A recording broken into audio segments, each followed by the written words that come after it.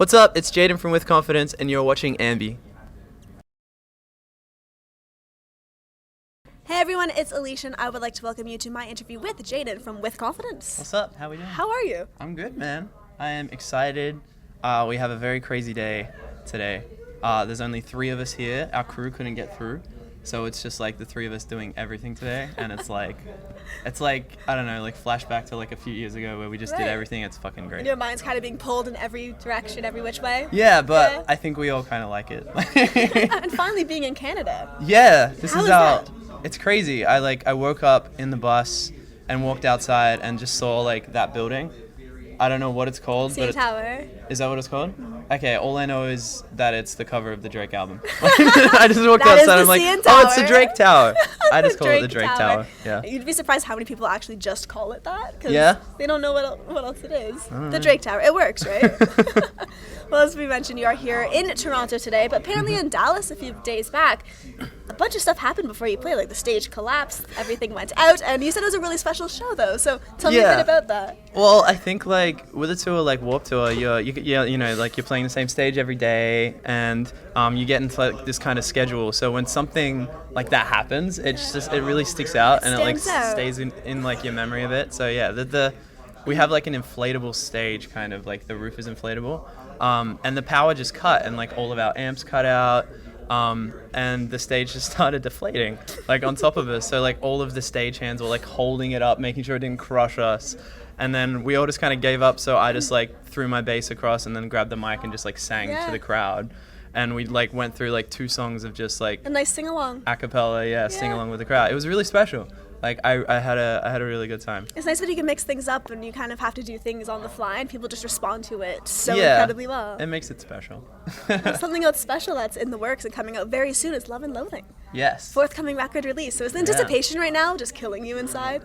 Yeah, definitely. I'm very proud of this album. I think it's like a lot more mature than the last one. It's a step in the direction that we want to go in. I think it's just, I don't know, I think people are really, really, really going to like it. And it is like one of those things that's kind of hard. It's like, I feel like I just want people to hear it already. But we're releasing a song later today, so we'll see how people like it. We mentioned releasing songs there, and that something was shared with everybody, and it's such a cool tune. But I loved how you tweeted fans saying, guys, there's some kazoo on there. Everyone listened so hard and could not find the kazoo. It's so buried. Is it? So It's it's like- actually on there. It is. Oh my God, Actually, I I was posted trying to listen. a response to the tweet because I mix like all our backing tracks and stuff. Yeah. So I just soloed the kazoo, You should- and it's right on the lead part in the verse. It's so buried. We just liked it in the studio. We just like to fuck around. Like we saw a kazoo, we were like, let's just add it, and everyone was like, okay.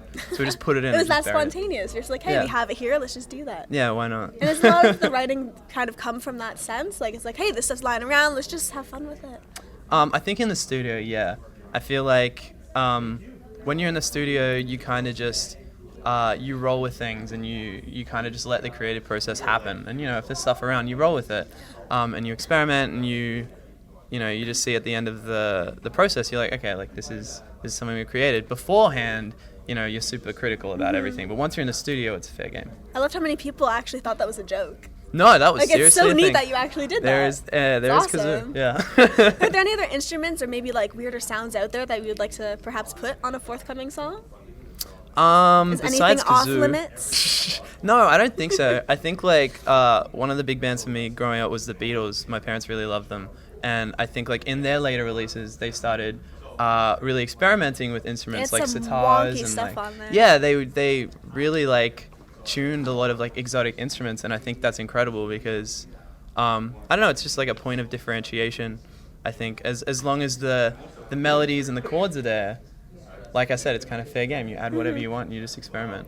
Well, in celebration of the record's forthcoming release, I created a little game called Love or Loathing. Okay. So I'm going to say a word, I'm and down. if you happen to like the word, you love it, and you don't, you're loathing it. So Okay. Love or Loathing. That's great. I'm gonna steal that.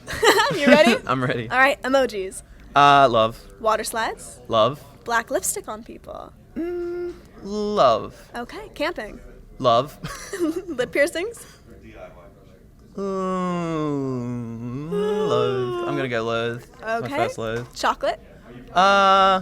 Loathe. I mean, I don't loathe it. I'm just like not massively into like sweet stuff. Okay. I'm in the middle.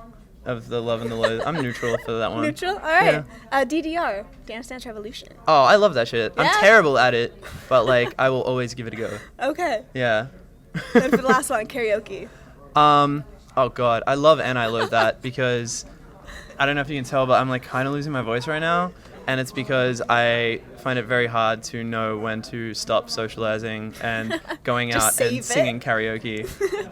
Every time I sing karaoke, I come back the next day and I'm not able to sing a set because I'm screaming misery business at 3 a.m. in the morning.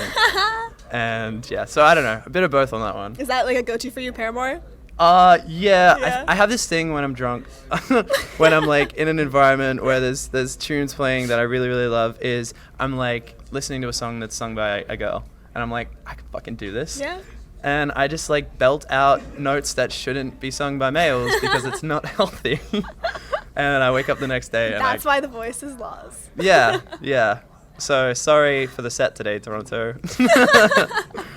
Well, here on The Same, we not only interview musicians like yourself, but also wrestlers. What? Yes. You guys interview wrestlers? Oh, yeah. Is that like a big thing in Toronto? I think it's a big thing everywhere. I just happen to be a big wrestling fan. I mean, in Australia, I don't both. think it's like as big as it is. It's starting to get like a really cool push. There are a lot of amazing Australian wrestlers. Yeah. Are you That's into sick. it? I'm not personally into wrestling.